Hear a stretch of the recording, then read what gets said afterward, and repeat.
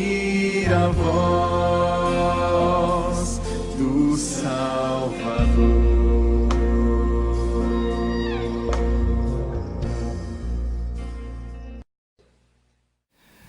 Graça e paz, queridos. Amém? Que legal estar aqui, muito bom. Eu fico feliz de aceitar esse convite do amigão, pastor Cristiano, do outro amigo, pastor Aloísio. Estou com minha família, isso é mais um motivo de alegria para mim. Nós estamos partilhando junto desse ministério. E a Igreja de Gileade é uma igreja que ela nos faz sentir em casa. Uma das...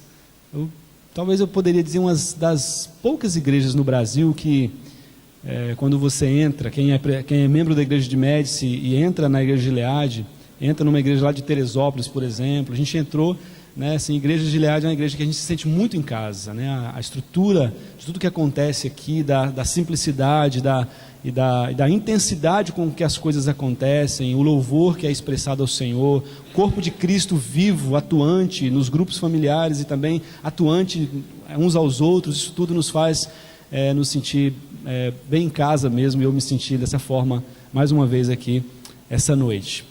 Enquanto nós vamos estar refletindo essa noite juntos, você vai poder me ver aqui falar várias vezes sobre um assunto específico, que é o assunto de, muitas das vezes, nós como Igreja de Cristo sermos tocados por algumas situações na vida, e essas situações da vida, sejam elas por momentos de tristeza, momentos de perda, momentos de aflições, momentos de decepções ou frustrações, e o Senhor nos ensina muito nesses momentos da nossa vida. Então, a palavra de Deus tem um elenco de homens que se preocuparam em falar com a igreja, manifestar à igreja alguns cuidados que a igreja precisa ter nesse momento da sua tentação, da sua provação, da sua luta, do seu momento difícil. E esse elenco foi composto por nada mais, nada menos aqui, só para poder dar um toque rápido para você, do que o próprio Jesus Cristo, quando ele disse: no mundo vocês vão passar por aflições ou dificuldades, mas tem de bom ânimo. Paulo, com muita ousadia e muita autoridade, falando aos irmãos na igreja primitiva, como que importava sofrer por causa do nome de Cristo, e como que esse sofrimento, na palavra mais clara dele, quando ele diz que todas as coisas cooperam para o bem daqueles que amam a Deus. Mas hoje nós vamos falar de um outro homem, irmão do nosso Senhor Jesus, por parte da família aqui terrena de Cristo. O nome dele é Tiago, e ele também junta-se a esse elenco de homens de Deus que se preocuparam com a igreja de Cristo nas horas que a igreja passa por alguma situação, ou o corpo de Cristo, as famílias passam situações difíceis. Eu quero convidá-lo então a abrir Tiago, capítulo 1. A primeira parte do sermão que eu vou estar pregando hoje, a segunda parte. Na primeira, eu vou só fazer algumas observações. Ela foi pregada sem que eu tivesse preparado, mas num momento da minha vida particular de muito sofrimento. Dia 24 de março desse ano eu perdi minha mãe. Um câncer muito terrível, atingiu ela, voltou novamente, e ela partiu para o Senhor no dia 24, mas no dia 23 eu estava escalado para pregar. E como ninguém sabe os propósitos de Deus, ela já estava internada do dia 22, 23, e no dia 23 à noite, a médica ligou, faltando poucos minutos para eu subir ao púlpito. A médica chamou toda a família, porque nós haveríamos de ter aquele momento da partida da nossa mãe. Só que o pastor titular, que é o pastor Aziel, chegando perto de mim, junto com a minha esposa, disse: olha, nós não consideramos que seja bom que você pregue hoje à noite, tendo em vista essa notícia tão desagradável. O problema é que eu tinha ficado por muitos e muitos meses refletindo sobre esse texto, e esse texto era especificamente de Tiago, que falava das tribulações, da sabedoria que o crente tem que ter para passar pelas suas tribulações. E nada mais real e nada mais concreto do que eu pregar aquela noite para a minha vida, para a vida da minha igreja, aquela situação difícil que eu estava passando e queria enfrentar nas próximas horas. E então eu disse ao meu pastor: não, pode ficar tranquilo, sei que vai ser com muito choro, com muita lágrima, mas essa palavra eu acredito que o Senhor deseja que eu ministre.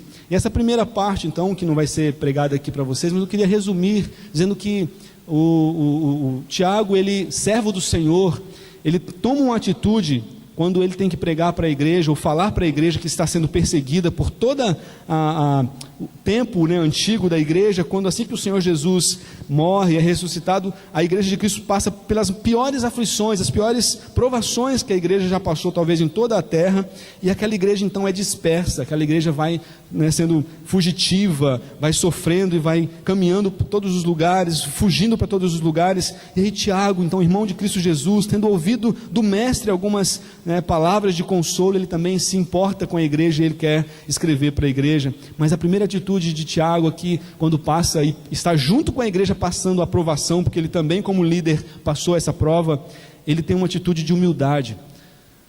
Diante da tribulação, querido, arrogância, ou diante da sua luta, ficar com qualquer sentimento que não a humildade, sabe, é algo que o Senhor não requer de nós. E a atitude de humildade dele é manifesta logo nos primeiros versos, quando ele diz: Tiago, servo de Deus e do Senhor Jesus Cristo. Ora, o homem, ele poderia, entre todos os crentes da terra, dizer assim: eu conheço Jesus, eu sei quem é Jesus, eu brinquei com ele, eu me alimentei junto com ele várias vezes, nós até discutimos, né? Não sei se Jesus discutia quando criança, é provável, mas eles estavam ali na carpintaria do Pai. Tiago, ele é o homem que poderia dizer assim: esse eu tenho intimidade, eu conheço bem esse homem, então eu sou irmão do Senhor Jesus, eu sou o líder da igreja, eu sou o líder principal da igreja de Jerusalém. Tiago diz: eu sou servo do Senhor Jesus, eu, servo do Senhor Deus e do Senhor Jesus, eu quero escrever para vocês. E essa atitude de humildade, querido, impressiona a igreja que está ouvindo, porque ele se compara a todos os crentes, diz assim: nós estamos sofrendo juntos, as tribulações que nós passamos juntos. Não há uma atitude, né, de sequer altivez, de nenhuma, né, preponderância, arrogância, nada disso. Ele se coloca como um dentre a igreja, e ele começa a dizer: nós temos que ser alegres. Verso 2: alegres porque nós podemos passar pelas nossas aflições com dignidade, sabendo que a aprovação da nossa fé produz, quando confirmada, uma perseverança em nós. Nós vamos continuar firmes mais ainda no Senhor. Quanto mais nos podarem, quanto mais nos cortarem, quanto mais nos atingirem, nós vamos ficando mais fortes, nós vamos ficando mais perseverantes. E essa ação de perseverança vai tendo uma ação completa em nós, e ela vai completando a gente, ela vai estruturando a gente para que nós sejamos perfeitos, para que nós sejamos a imagem do nosso irmão Jesus, íntegros e nada deficiente. Mas aí ele já começa um conselho muito interessante, que é o conselho da sabedoria para passar pela aflição. Tem gente que lê esse texto da palavra de Deus e parece que faz um bloqueio aqui. Até aqui fala de provações, lá no verso 12 em diante fala de provações, mas aí talvez o pregador ele quer falar sobre sabedoria na igreja, ou ele pega um tema sobre sabedoria, e aí ele desloca o texto, tira o texto do contexto e fala sobre sabedoria usando o texto de Tiago. Mas o texto de Tiago, verso 5 de Tiago 1, está dizendo para a igreja que está passando aflição: você precisa ter sabedoria para passar a sua hora difícil, você precisa de sabedoria para passar a hora da sua frustração, você precisa de sabedoria até para ver a Alemanha dar de 7-1 no Brasil. Você precisa de sabedoria para você fazer o concurso e não ser aprovado, e você ter sabedoria para ouvir o resultado. Você precisa de sabedoria, né, para aquela hora difícil que um filho ou a esposa te dê uma palavra de exortação, que você estava de fato agindo de uma maneira que não estava agradando a Deus. Você tem que ter sabedoria para passar essa hora. E aí Tiago diz assim: olha, mas se alguém de vocês precisa dessa sabedoria, peça a Deus.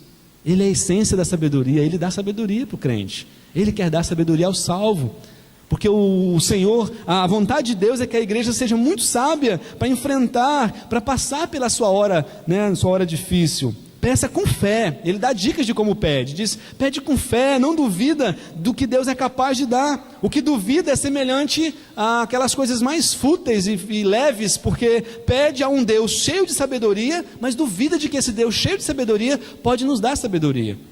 Tiago então dá essa dica de que o ânimo do crente, ele tem que ser um ânimo firme. A animosidade, a vontade, a disposição de fé na sua oração tem que ser firme. Quando o pastor estava aqui orando pelos servos do Senhor nessa noite, né, a fé que cada um expressou diante de Deus de caminhar até aqui já é uma fé firme. Mas quando sair daqui essa noite, como o pastor Luiz falou, saia daqui nessa convicção de que a palavra do Senhor teve um significado para você. A oração, né, de bênção dos líderes dessa igreja para você também é uma oração daqueles justos, que a Bíblia diz que pode muito por sua eficácia a oração do justo. E aí ele fala das circunstâncias terrenas como circunstâncias transitórias, quando ele fala da questão da pobreza e da riqueza. Irmãos, não somente na igreja primitiva, mas hoje ainda, a igreja de Cristo enfrenta situações de limitação financeira. Servos do Senhor, crentes, pastores, missionários, evangelistas, seminaristas, né, todos enfrentam limitações, todos gostariam de estar numa situação financeira melhor. E ele diz então que o irmão de condição humilde, né, não se preocupe, também o outro de condição melhor, também ajude o que tenha a condição humilde, o que tem condição melhor, não fique se achando porque tem uma condição melhor, porque Deus escolheu os dois, Deus ama os dois, Deus escolheu aquele que tem a situação melhor para abençoar aquele que tem uma situação pior, no sentido da palavra, né, tem limitações mais avantajadas que o outro que não tem, mas aquele que tem a situação melhor precisa estar entendendo que ele é como a flor que murcha. Ele pode estar numa situação bem agradável agora, mas na sequência ele pode estar passando por uma luta. Então a ajuda que a igreja deve prestar uns aos outros é na consciência de que os dias passam e hoje você pode não estar precisando, mas amanhã pode estar, e a igreja precisa se abençoar. Na sequência ele fala que os pecados que nós cometemos contra Deus estão dentro de nós, e às vezes na nossa hora da dificuldade, da prova, os pecados nós costumamos culpar. O diabo é o primeiro, né? O diabo é o primeiro culpado, o grande vilão. Depois o próprio Deus leva muita culpa porque não nos livrou daquela tentação.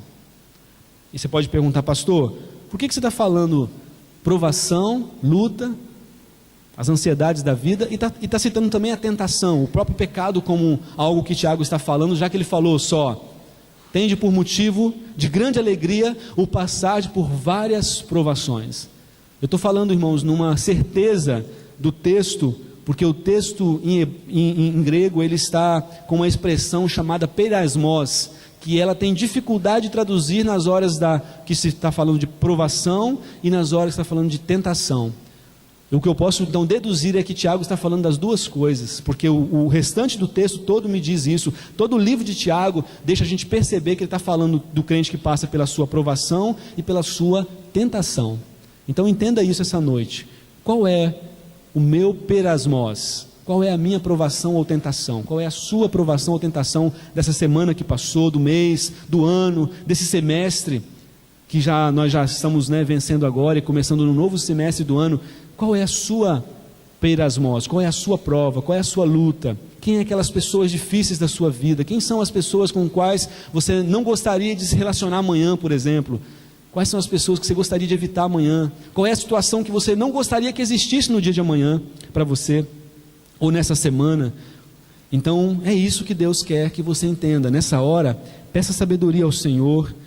Se você está em pecado por algum motivo, diante das suas lutas ou dificuldades ou tentações, lembre que o pecado é por causa da nossa própria cobiça, lá no versículo 14, 15, e a cobiça, depois de haver cometido em nós já está arraigada em nós, ela dá luz ao pecado, e o pecado vai consumando em nossa vida e vai gerando morte para nós, em várias áreas, morte, não apenas a morte física, mas geralmente mortes de algumas áreas da nossa vida ministerial, morte da oração, quando nós já ficamos envergonhados e não oramos mais como deveríamos, morte do nosso desejo de estar na presença de Deus, já não é mais agradável a presença da igreja, nos envergonhamos de ir ao grupo familiar, nos envergonhamos de nos encontrar com o irmão no mercado. Eu prefiro abaixar minha cabeça, se eu ver que ele está vindo no corredor, se ele não me viu ainda, eu procuro um jeito de poder me desviar do irmão, da irmã. O pecado ele vai nos envergonhando e trazendo morte. Mas aí Tiago lembra que a origem do bem, as coisas que são boas, a certeza de que nós vamos continuar tendo o bem de Deus, desce do Pai das luzes. E é uma expressão muito interessante, né, de teologia, que ele está fazendo referência à criação. A irmã que dirigiu a liturgia, né, tratou da questão do cuidado de Deus, o amor de Deus para nós, e aí esse amor foi expressado lá num dos primeiros hinos que nós cantamos, né, que é o hino que demonstra a criação de Deus. O pastor Luiz falou disso, da forma como o crente precisa admirar a criação. O Pai das luzes, o Criador dos luzeiros, do firmamento, Ele é o autor do bem, e Ele então vai nos abençoar. E eu queria então que você lesse a partir do verso 18 comigo, por favor, agora. Tiago capítulo 1, verso 18. Acompanhe, por favor, onde a palavra de Deus diz: pois segundo o seu querer, Ele nos gerou pela palavra da verdade, para que fôssemos como que primícias das suas criaturas. Sabeis essas coisas, meus amados irmãos. Todo homem, pois, seja pronto para ouvir, tardio para falar, tardio para se irar, porque a ira do homem não produz a justiça de Deus. Portanto, despojando-vos de toda impureza e acúmulo de maldade, acolhei com mansidão a palavra em vós implantada, a qual é poderosa para salvar a vossa alma. Tornai-vos, pois, praticantes da palavra e não somente ouvintes, enganando-vos a vós mesmos. Porque se alguém é ouvinte da palavra e não praticante, assemelha-se ao homem que contempla no espelho o seu rosto natural, pois a si mesmo se contempla e se retira, e para logo se esquece de como era a sua aparência. Mas aquele que considera atentamente na lei perfeita, lei da liberdade, e nela persevera, não sendo ouvinte negligente, mas operoso praticante, esse será bem-aventurado no que realizar. Se alguém supõe ser religioso, deixando de refrear a língua, antes enganando o próprio coração, a sua religião é vã. A religião pura e sem mácula para com o nosso Deus e Pai é esta: visitar os órfãos e as viúvas nas suas tribulações, e a si mesmo guardar-se incontaminado do mundo. Vamos repetir o verso 22, todos juntos. Tornai-vos, pois, praticantes da palavra, e não somente ouvintes, enganando-vos a vós mesmos. Olha só que conselho. Ele já tinha falado para a igreja sofredora, que passava pelas lutas de pobreza, que passava pelas suas lutas de uma crise social, que passava pelas opressões de até mesmo injustiças que sofriam por senhores de terra. Nos capítulos seguintes você vai encontrar isso. Eram arrastados pelos tribunais, não apenas eram arrastados pelos tribunais por pessoas ímpias, mas eram arrastadas também por tribunais, eram levados a contendas judiciais pelos próprios irmãos.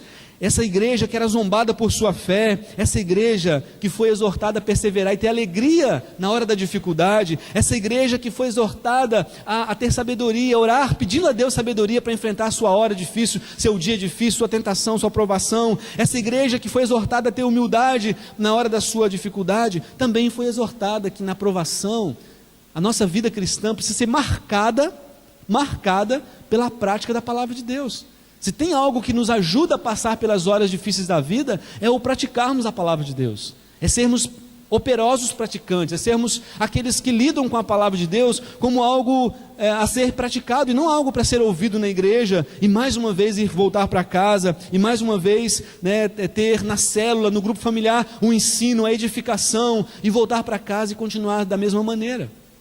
Deus sempre previu e desejou que tudo o que Ele falou fosse observado rigorosamente, seja praticado pela sua igreja.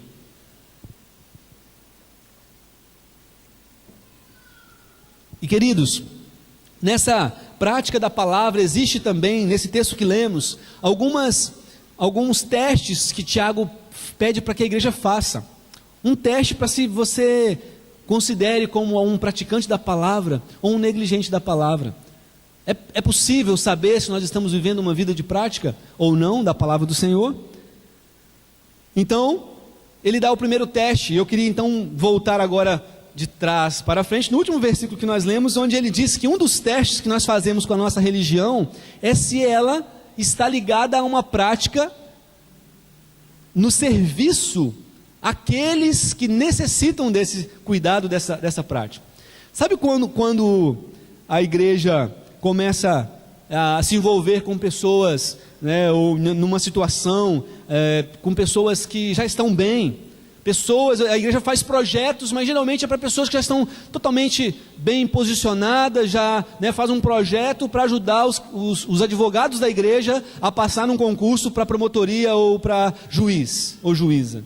E gasta-se ou investe-se um dinheiro enorme. Estou colocando uma coisa bem absurda, que a igreja aqui com certeza não faz, mas só para você entender que o que Tiago está dizendo não é assim, para as pessoas que já estão bem colocadas, para pessoas que já estão bem posicionadas, não. O evangelho, ele é vivo e ele se torna algo poderoso quando ele é praticado na necessidade. Por isso que a palavra do Senhor, quando fala a respeito daquele que tem posses, daquele que tem condições, foi sempre no sentido de que a condição que Deus dá para o crente é para acudir o necessitado, é para acudir aquele que tem uma necessidade. E é também interessante pensar que quem é que define o quem é pobre ou quem é rico? Quem é que define a questão de pobreza ou riqueza? Para aquele que não tem arroz e feijão para comer no almoço, aquele que tem o arroz e feijão para comer no almoço é rico. Para aquele que tem farinha apenas, aquele que não tem a farinha é o pobre, e aquele que tem a farinha é o rico. Então quem define essa ideia de ter ou não ter as posses, na verdade é a necessidade. E Deus então impregna uma expressão a respeito da necessidade da igreja estar envolvido nas causas do necessitado. Você só pode dizer que é um praticante da palavra do Senhor quando você olhar para o seu ministério, e esse ministério seu, ele tem ações voltadas na prática para aquele que tem uma necessidade. Se você se encantou ou se encanta sempre com os ministérios que não estão ligados com a dificuldade, com a pobreza de alguém, com a simplicidade das pessoas, então muito cuidado com os ministérios que você tem. Porque como igreja, o Senhor Deus, em toda a palavra, requer de nós a prática. Aqui Ele coloca viúvas e órfãos somente como título de exemplo daqueles que mais sofriam naquela época da igreja. Viúvas e órfãos eram os mais largados mesmos. Você encontra isso lá em Atos, quando a palavra do Senhor diz que os apóstolos serviam tanto a palavra de Deus, as orações, e também serviam as mesas das viúvas, serviam as mesas daqueles que eram deixados por causa das guerras que existiam, os órfãos de guerra, as viúvas de guerra, né, estavam sendo esquecidas dos helenistas, e aí houve a necessidade da instituição de diáconos. O irmão Ambrósio trouxe a água para o pastor, e isso lhe acarretará mais uns porções de tesouros no céu, amém? E vai mesmo, né? Todo servo de Deus que serve pessoas, né, seja ela simples ou não, ele está recebendo no céu o seu galardão. O Ambrósio é querido nosso, né? Passou por Médici, nos alegrou muito o coração no tempo que ele e a irmã Selma passaram por lá. Por isso que eu estou citando o nome dele aqui, posso brincar assim. Mas nós temos que entender que o necessitado mesmo do nosso tempo, a dificuldade do nosso tempo, ela é muito diversa. Ela está na marginalização de alguns, ela está não apenas na infância mais, ela está na infância também, está na adolescência, ela está na juventude, ela está nas senhoras, nos senhores, e está também nos idosos. A necessidade ela abrange todas as faixas etárias de pessoas, ela não está somente em Porto Velho, como uma capital, como uma cidade de, né, tantos 1000 habitantes, mas está numa pequena cidade como Médici.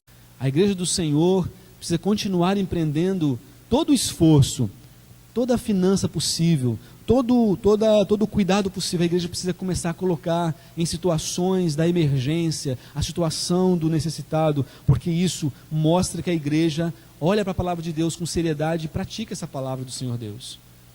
Lembra que Deus ama o pobre. Todo o texto sagrado, Deus vai dizer que Ele se importa com o pequeno, com o abatido, com o oprimido, com o que foi injustiçado. Deus se importa com aquele que sofre. E nós, como filhos de Deus, devemos imitar a Deus. Sede, pois, imitadores de Deus, como filhos amados. O próprio Jesus não nasce numa cidade muito importante, nasce numa cidade bem pequena. Não nasce numa situação muito glamurosa, nasce numa situação bem difícil. Ele nos mostra, pela dificuldade do seu ministério, ele nos mostra que importa que a igreja também observe as coisas mais simples, pequenas da vida, e comece a viver por essas coisas, a viver atendendo essas coisas, com um coração apaixonado por essas coisas também. A riqueza mais linda, querido, é aquela que é colocada a favor do necessitado. Não estou falando de muita riqueza, estou falando da pouca posse que Deus já te deu. Você pode colocar tanto em favor da sua própria família, mas também em favor de alguém que está necessitado. Tiago depois, ele parece que faz um esboço aqui no capítulo 1, porque o capítulo 2, ele vai tratar da fé sem obras, e fala que a fé sem uma ação, ela é morta. Ele diz, não contradizendo nada da doutrina da justificação pela fé, mas ele diz que toda a fé, que depois Paulo anuncia de que essa fé que justifica o homem, que o homem não é salvo por meio das obras, mas ele diz que, assim como Jesus diz que a nossa obra, o nosso fazer, aquilo que nós empreendermos aqui, mostra se nós somos de Cristo ou não, mostra que nós somos uma igreja viva do Senhor, praticando a palavra do Senhor. E tem mais um assunto interessante nessa prática que Tiago coloca, amados, que é o assunto a respeito de que havia no tempo antigo um espelho diferente do espelho de hoje. O espelho antigo, no tempo bíblico, não é o espelho que está, né, na vertical. Ele era colocado numa mesa, num lugar, talvez ali, hoje seria a penteadeira, e ele era colocado num lugar onde que a pessoa, para olhar no espelho, ele precisava se debruçar sobre ele, precisava curvar sobre ele. Pelo menos assim, os teólogos e outros antigos da igreja que escrevem a respeito de textos como esse falam. E não era feito da forma tão cristalina, brilhante como é hoje, mas era feito de metais, como que hoje nós temos o inox, antigamente um tipo prata ou outro tipo de metal polido, onde a pessoa via vagamente a sua imagem. E ele então curvava-se ali, olhava ali a sua imagem e ele então se retirava dali. Mas o texto de Tiago diz que a pessoa que faz isso, que olhava no espelho, ela rapidamente se esquecia da sua imagem. O texto bíblico aqui de Tiago vai dizer que, olha, não sejam... vamos lá no versículo 22, tornai-vos pois praticantes da palavra e não ouvintes, porque, lá no verso 23, se alguém é ouvinte da palavra e não praticante, assemelha-se ao homem que contempla num espelho o seu rosto natural. 24, pois a si mesmo se contempla e se retira, e para logo se esquece de como era a sua aparência. Sabe o que o espelho então, ele como objeto de Deus, criado assim, pelo homem, talvez, o homem fez mas uma forma que Deus, de sabedoria que Deus dá ao homem para fazer e reproduzir. Sabe o que esse objeto tem uma importância na igreja? Mostrar para nós, crentes, que nós nos esquecemos muito rápido da palavra de Deus. Mostrar para a gente, crente, que amanhã, algumas pessoas não lembrarão o texto bíblico que foi pregado essa noite. Depois da manhã, alguns ainda lembrarão, outros não. Mas talvez no meio da semana, a maioria de nós já não saberemos mais o texto bíblico que foi lido no domingo à noite. E talvez no final de semana, ninguém entre nós, nem mesmo o pastor que pregou, se lembra mais do texto bíblico que ele pregou. Nós nos esquecemos rapidamente. Esse ato de debruçar-se para olhar no espelho, também nos revela algo sobre a palavra de Deus, porque a palavra de Deus é o espelho da nossa alma. E ser praticante da palavra de Deus é aquele que se debruça sobre ela, é aquele que se curva perante ela, mas é aquele que faz uns reparos duradouros. Gente, é difícil falar de espelho sem lembrar de mulher. Mulher e espelho tem uma paixão antiga, né? Talvez já desse tempo aqui. Lá na igreja de Médici, Deus deu uma sabedoria para o nosso pastor, e ele colocou então, além de colocar vidro fumê na frente do templo, ele decidiu colocar um vidro espelhado. Ele falou da questão técnica de que isso representava, da questão também estética de que isso representa hoje nos prédios, mais importantes, que o vidro espelhado ele acaba dando ele falou tudo lá, eu já não sei tudo a respeito, mas eu sei que aquele vidro espelhado está causando um efeito interessante. Se você está na secretaria da igreja, que é bem no limite, você vai ficar impressionado com as ações, porque quem está passando de fora não sabe que as pessoas lá dentro conseguem ver nitidamente quem está lá fora. A claridade do sol impede que a pessoa entenda ou saiba que tem alguém do lado de dentro da secretaria. É lindo demais. Vai um dia num prédio assim que tem um espelho, fique lá um tempo, filma, põe a câmera, fotografa, você vê que bonito que é. As mulheres passam, amados. Não apenas mulheres, mas mais as mulheres, meninas, elas fazem de tudo. Se olham, se observam, passam batom. Então a secretária da nossa igreja, ela daqui a um dia vai começar a montar um dossiê lá, uma reportagem, algo bem interessante, uma matéria legal sobre os efeitos do espelho na vida das mulheres. Como ele é muito grande, e ele é extenso também, de vários metros, toda a frente do templo, então até quem passa de carro ou moto dá uma olhadinha. E o dentista que está na frente, ele não é ainda da igreja, é um alvo nosso de evangelização, meu e da minha esposa, e ele então um dia disse que reparou que uma mulher, além de passar de moto, ela deu uma olhadinha para ver como é que estava tudo, assim, todo o seu corpo, né? E é muito interessante o espelho, querido. O espelho faz isso, ele traz um efeito mesmo de atração, para que você faça alguns reparos. Mas que reparos são esses? Se eu estivesse de gravata e preocupado se ela estava torta ou não, eu chegaria na frente do espelho, rapidamente eu olharia a posição dela e como estava e já me retirava dali, sem fazer um reparo profundo, sem fazer observações, né, mais intensas. E Deus então coloca nesse texto sagrado, através de Tiago, que o reparo que o crente tem que fazer na vida não pode ser tão assim rápido, um reparo que seja exterior, mas tem que ser um reparo, amado, interior. Para isso, para falar desse reparo interior, para falar desse reparo duradouro, ele fala de uma faxina espiritual. Eu queria que quem está com a Bíblia aberta, por favor, acompanhe o verso 21 e o verso 27 ao final, quando ele diz assim no verso 21. Portanto, despojando-vos de toda impureza e acúmulo de maldade, acolhei com mansidão a palavra em vós implantada, a qual é poderosa para salvar a vossa alma. E lá no final do verso 27, ele fala que a religião pura e sem mácula, além de ser visitar os órfãos e viúvas, nas suas tribulações, é também a si mesmo guardar-se incontaminado do mundo. Nesse texto, o espelho, que é a palavra de Deus, deve servir para faxinar nossa alma. Deve servir o texto sagrado, sempre que nos deparamos com a palavra de Deus, sempre que estamos na igreja, ouvindo a palavra do Senhor, sempre que vamos ao grupo familiar, o texto sagrado deve servir para faxinar nosso coração, nossa alma. Deve servir para fazermos uma verificação com cuidado de como nós estamos vivendo, e nesse momento que depararmos com os nossos muitos pecados, mudarmos, tirarmos, despojarmos. A palavra despojar aqui, ela foi usada também por Paulo aos Colossenses, quando ele fala do desvestir, do despojar do velho homem com todas as suas coisas, ou seja, a impureza sexual, com a sua prostituição, com a mentira, com o falar mal uns dos outros, com a blasfêmia, né, com a maledicência, o orgulho, a soberba, a ganância, tantos e tantos pecados que nós poderíamos citar, que a palavra de Deus pede para que nós tiremos de nós como se fosse uma roupa suja que deve ser despojada, desvestida e jogada fora. Ao mesmo tempo, o mesmo texto sagrado de Colossenses 3 vai dizer que você deve vestir, vai dizer que você deve colocar sobre você, mas revistam-se, lá diz, de bondade, amor, ternos afetos de misericórdia, mansidão, domínio próprio. E aí ele faz de novo a lista, né, como Paulo também faz aos irmãos Gálatas, a lista do fruto do Espírito, e ele faz essa lista dizendo, essas são as coisas que o crente tem que observar, se ele está vestido ou não. E amados, no espelho da alma, no espelho da palavra de Deus, o crente não pode ficar fazendo um reparo rápido, um reparo exterior, um reparo momentâneo. O reparo precisa ser verdadeiro, íntimo, profundo e duradouro.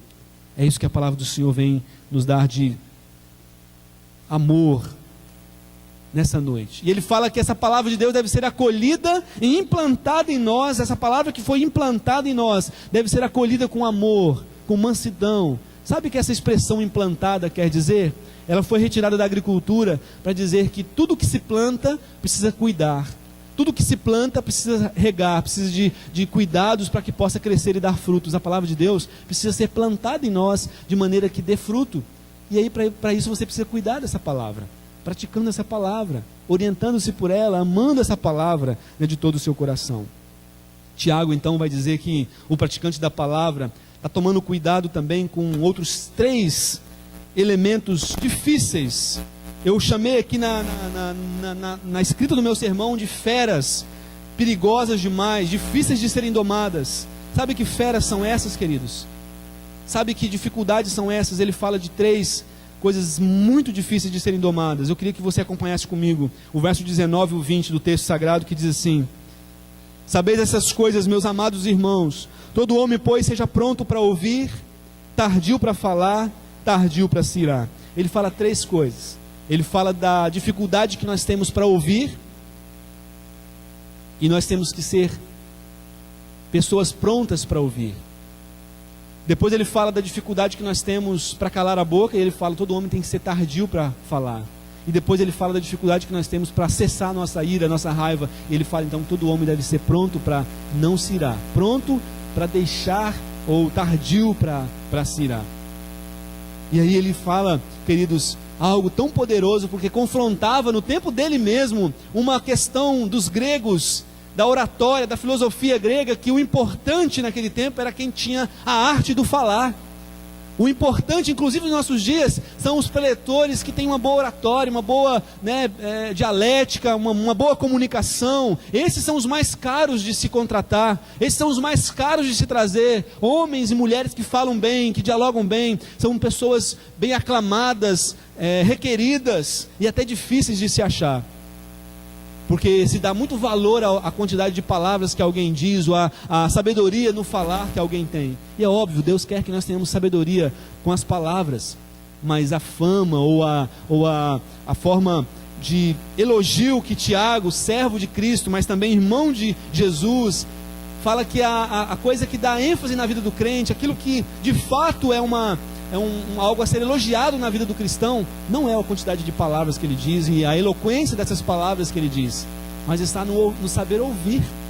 É interessante Tiago dizer, olha, todo homem deve ser pronto para ouvir. Deus nos deu, como alguns antigos diziam, 2 pares desses ouvidos, dessa máquina de ouvir, e nós usamos tão pouco. Nós usamos mais a que ele deu só uma, que é a nossa língua, a nossa boca, e às vezes atrapalhamos tudo, fazemos tudo errado, confundimos as coisas, complicamos as coisas com a nossa língua. Como é difícil saber usar a língua adequadamente, na hora certa, para a pessoa certa, falando a palavra certa, do jeito certo. Como é difícil. Precisamos da graça de Deus para isso. Precisamos da graça e da misericórdia do Senhor. Mas saber ouvir, amados, tem uma música dos irmãos adventistas, um grupo antigo que falava que você pode ter amigos se quiser. Era para confrontar uma ideia de pessoas que dizem, eu não consigo fazer amizade, eu tenho dificuldade, eu vejo alguém que faz amigos tão fácil, mas eu não sei fazer amigos, eu vivo a vida meio isolada, meio sozinho porque eu não tenho amigos. E aquela música evangélica diz assim, você pode ter amigos se quiser, né, Pablo?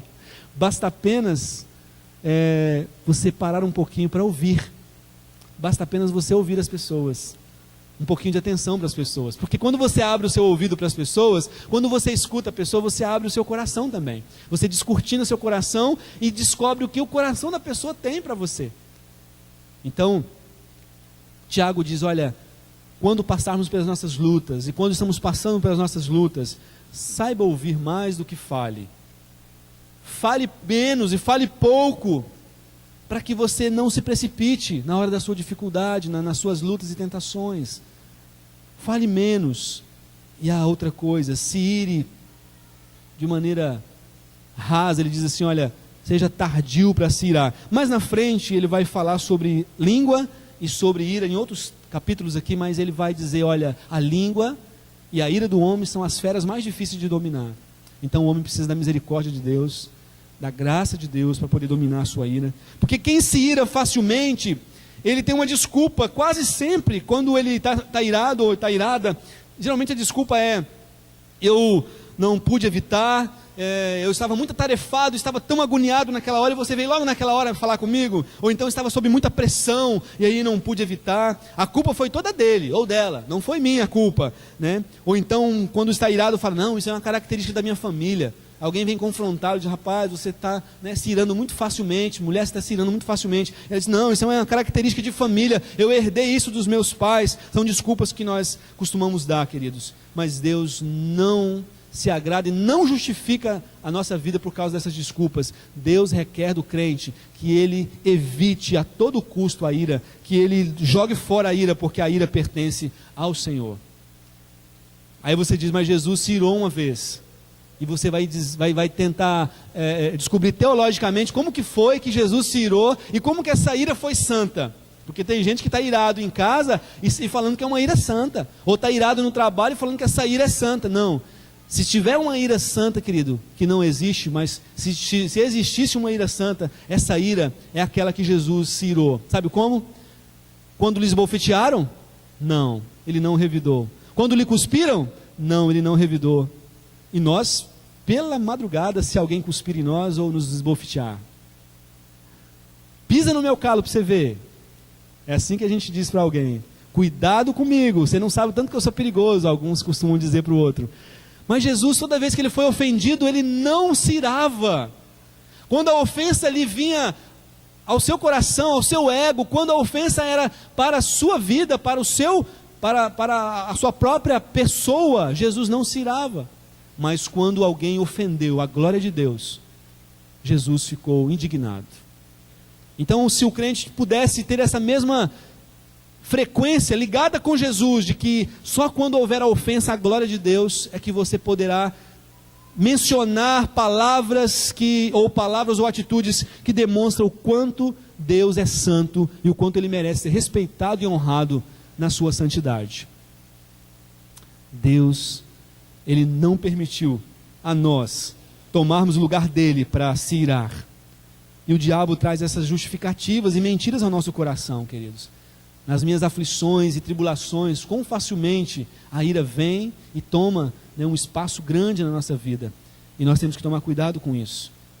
Mas aí, querido, para finalizar e agora encerrando de verdade, o praticante da palavra de Deus, ele tem uma rica e linda promessa a seu favor.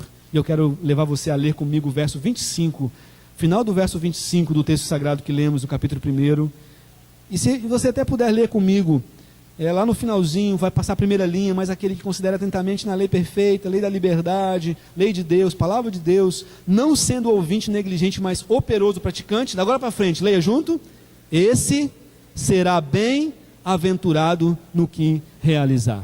Querido, o salvo tem uma promessa de ser mais que feliz, muito feliz, quando ele cumprir a palavra do Senhor. Essa alegria, essa felicidade, essa bem-aventurança, essa bênção de Deus para a vida do crente que gosta de praticar a palavra de Deus, que observa a palavra de Deus, essa bênção está na alegria, na felicidade que você terá nos seus relacionamentos, essa alegria e essa total felicidade que você terá na sua vida familiar, na sua vida social, no seu trabalho, nos seus estudos, mas também na sua intimidade com Deus. E é sobre essa intimidade com Deus que Tiago estava preocupado com a igreja. A igreja precisava se realizar em Deus. A igreja precisava continuar alegre em Deus, em detrimento da sua tribulação, em detrimento da sua prova, em detrimento da sua tentação. A igreja de Cristo precisa alegrar-se em Deus e saber que Deus tem, nesta vida e na vindoura, Ele tem galardões, recompensas para aquele que observa a sua palavra. Você ouviu a palavra do Senhor. Vários pontos dessa palavra, talvez, ajudou algumas pessoas aqui a refletir sobre a sua situação, sobre o dia de amanhã, sobre a semana que vem. Eu queria então, amados, que refletindo nisso, nós orássemos agora. Depois eu vou convidar os pastores para dar o fechamento do culto, mas nós orássemos agora, de cabeça curvada diante de Deus, entendendo que Ele nos falou e Ele deseja de nós uma mudança em alguma área. E essa área só você sabe. Eu não sei, não tenho nenhuma possibilidade de adivinhar o que Deus falou com você aqui. Só sei que Ele tinha vontade de falar com você. Por isso Ele trouxe esse texto sagrado ao nosso coração.